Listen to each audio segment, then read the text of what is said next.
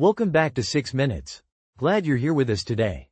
So today, someone is talking to you, but you genuinely cannot hear what they're saying. Maybe it's noisy, maybe they're too quiet, and you have no idea how to handle it without sounding rude. Okay, so this happened to me last week. I was at a coffee shop and the barista said something to me, but the music was so loud I couldn't catch a single word.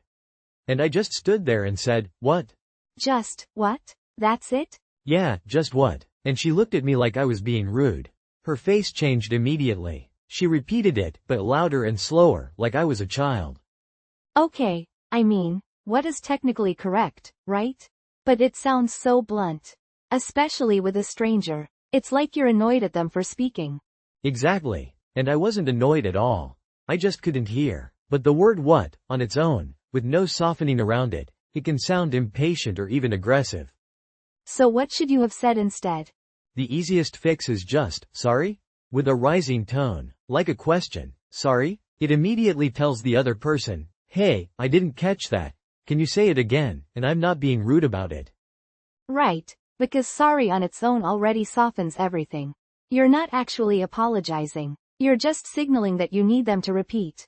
And it works in almost every situation. A shop, a meeting, on the phone, with a stranger on the street. Okay, but what if someone has already repeated themselves once, and you still can't hear them? You can't just keep saying sorry, sorry, sorry. That gets weird fast. True. That's when you can say something like, I'm really sorry, I still can't quite catch what you're saying. It's pretty loud in here. Oh, that's smart. You're giving them a reason. You're not blaming them for being quiet. You're blaming the environment. Exactly. You're protecting their feelings. Nobody wants to hear, you're too quiet, or you're mumbling. Even if that's the truth. Okay, let me try a different one. What about when you're on a phone call and the connection is bad? I always panic and just go silent. That's the worst thing you can do, actually. Because then the other person thinks you hung up, or you're ignoring them. So what do you say? You can say, sorry, you're breaking up a little. Could you say that last part again? You're breaking up. That means the sound is cutting in and out? Yeah, and again, you're blaming the connection, not the person. You're not saying I can't understand you. You're saying the phone is doing something weird. Okay, I like that. What about a more social situation? Like you're at a party and someone is talking to you, but there's music and other people, and you've already asked them to repeat twice. That's the hardest one, because after 2 times, you feel embarrassed. And honestly, sometimes people just give up and nod. I've done that. I've smiled and nodded and had absolutely no idea what they said. And then they asked me a question and I was completely stuck. The trick is honesty with humor. You can say something like, I'm so sorry, it's impossible to hear anything in here.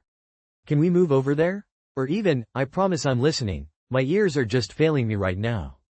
So you're making a small joke about yourself instead of making it awkward for them. Right. And offering a solution, like moving somewhere quieter, shows you actually want to hear them. That's the opposite of rude. Okay, let me test this. Imagine I'm in a work meeting on a video call, and my manager says something but their microphone is terrible. I say, sorry, what did you say? That's not bad. But sorry, what did you say can sound a tiny bit like you weren't paying attention. Like you were distracted. Oh, so they might think I wasn't listening rather than that I couldn't hear.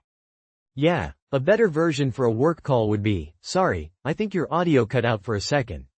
Could you repeat that? Because now I'm clearly saying the problem is technical. I was paying attention. The technology failed, not me. Exactly. And in a professional setting, that difference matters. You don't want your manager thinking you're zoning out in meetings. Alright, one more. What if it's a stranger, like someone on the street asks me for directions, and I genuinely cannot understand them because they're speaking very quietly? You could say, sorry, I didn't quite catch that. Could you say it one more time? I didn't quite catch that. I like that because quite makes it softer. It's not I didn't catch that, which sounds kind of flat. The quite makes it sound like you almost heard them. Yeah, it's a small word but it changes the feeling completely. It tells them, you were close, just give me one more chance. Okay, so let me put myself in a real situation. I'm at a pharmacy. The pharmacist explains something about my medication, but they're behind a glass screen and wearing a mask. I can hear sounds but not words. What do I do? Go ahead, try it.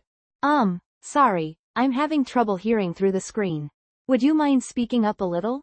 That's really good. You explained the problem, you blamed the screen, and you made a polite request. Would you mind is perfect for that situation. But what if I said, can you talk louder? Would that be bad? It's not terrible, but it's very direct. Can you talk louder sounds like a command. Would you mind speaking up as a request?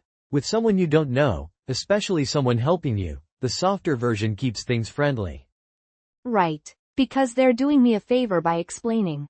I don't want to sound like I'm complaining about how they speak. Exactly. And that's really the main idea here. When you can't hear someone, the goal is to get them to repeat without making them feel like the problem is their fault. Blame the noise, blame the connection, blame the screen, even blame your own ears. Just don't blame them. That's actually a really simple rule. Blame anything except the other person. And people will happily repeat themselves every time. Okay, so here's a question for everyone listening.